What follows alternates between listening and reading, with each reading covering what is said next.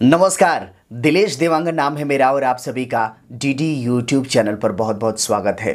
आपको तो याद होगा छत्तीसगढ़ के मुख्यमंत्री भूपेश बघेल लगातार पूरे 90 विधानसभा क्षेत्र के दौरे पर निकले हुए हैं और शुरुआत हुई थी बलरामपुर जिले से और उसके बाद सूरजपुर जिले में। लेकिन जिस तरीके से उनका अंदाज था वो कदम रखते ही भेंट मुलाकात का कार्यक्रम चला रहे थे और लोगों की समस्याएं सुन रहे थे और उनकी समस्याओं का त्वरित निराकरण हो रहा था। ऑन द स्पॉट डिसीजन लिए जा रहे थे। जिनके राशन कार्ड नहीं है उनके एक दिन के अंदर राशन कार्ड, दूसरे दिन उनको चावल मिल रहा था। उसके अलावा अगर जो भी विभाग के बड़े अधिकारियों की लापरवाही देखने को मिलती थी उस लापरवाही में उनका कड़ा रुख होता था और फौरन उनको सस्पेंड कर देते थे। और ऐसे सस्पेंड के कई खबर तो आपने देखा होगा, सुना होगा। ऐसी एक मामलात है सूरजपुर जिले का, जिसमें सूरजपुर के टीएफओ को भी उन्होंने और रेंजर को भी उन्होंने सस्पेंड कर दिया था। उसके बाद से ये कयास लगाए जा रहे थे और उनके लिए कहा जा रहा था कि फिल्म नायक तो आपने देखी होगी, अनिल कपूर की फिल्म है नायक, जिसमें एक दिन के लिए अनिल कपूर सीएम बनते हैं। एज ए सीएम जो उनका डिसीजन होता था उसी तरीके से उनको आंका जा रहा था। सीएम भूपेश बघेल को ये कहा जा रहा था कि वो तो नायक फिल्म के अनिल कपूर हैं जो ऑन द स्पॉट डिसीजन लेते हैं।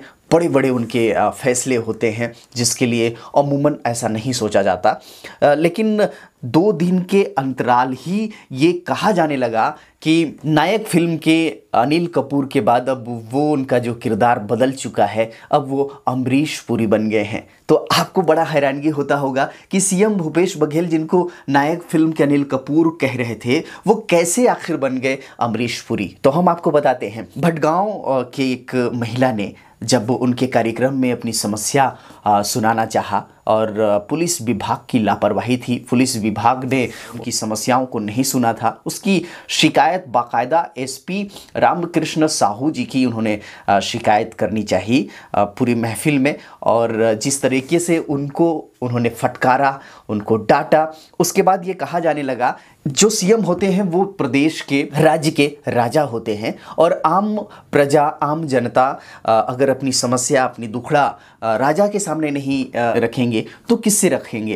कहने का मतलब कि अगर प्रजा राजा के सामने अपनी समस्याओं को नहीं रखेगा तो किसके पास रखेगा। और जब आप अपनी समस्याओं को राजा के सामने रख रहे हों और राजा आपको फटकार लगाए तो वाकई में वही बात कही जाएगी जैसे कि नायक का जो किरदार निभाए हुए हैं अमरीश पुरी, उस तरह से उनका कंपेयर करना शुरू कर दिया है विपक्ष ने। और जो विरोधी हैं वो यही कह रहे हैं कि हम तो सोच रहे थे कि नायक फिल्म के किरदार हैं अनिल कपूर के, उसी तरीके से सीएम भूपेश बघेल कड़े और तल्ख लहजे में सस्पेंड किया करते थे, उनका डिसीजन हुआ करता था। लेकिन अब एक जो लाचार और मजबूर महिला ने उनके सामने अपनी शिकायत करनी चाहिए, अपनी बात रखनी चाहिए, पुलिस विभाग की कमज़ोरियों को बताना चाहा तो वो उनको डांटने लगे, उनको फटकार लगाने लगे। अगर प्रशासन के लापरवाही की शिकायत अगर वो कोई कर रहा हो और उसके पक्ष में शिकायतकर्ता को ही एक सीएम फटकार लगाने लगे, एक बात ज़रूर है कि उनको फटकार लगाने के बाद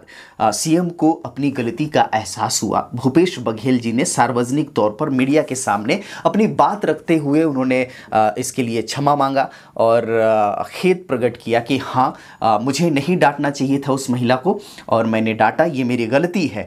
अपनी गलती को स्वीकारा। वैसे राजनीति में अपनी गलती को इतनी आसानी से कोई मान ले ऐसा होता नहीं है।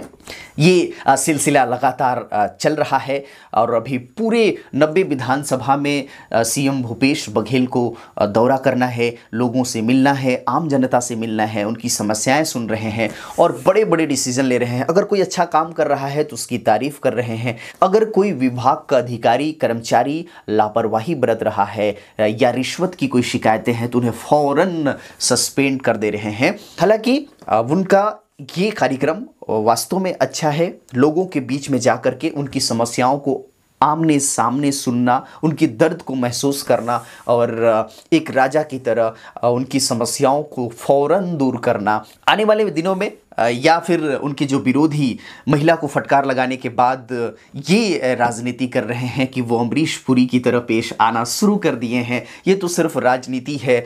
और जब चुनाव नज़दीक हो तो कई तरह के अलग अलग हथकंडे अपनाए जाते हैं। छत्तीसगढ़ के मुख्यमंत्री सीएम भूपेश बघेल का ये योजना चल रहा है, जिसमें प्रत्येक विधानसभा क्षेत्र के आम लोगों से, आम जनता से वो रूबरू हो रहे हैं और उनकी समस्याओं को सुन रहे हैं। उनकी पहल और जो ये कमेंट किया जा रहा है, इस तरह से बोला जा रहा है, इस पर आपका क्या विचार है, हमें कमेंट बॉक्स पर लिखिएगा और बताइएगा।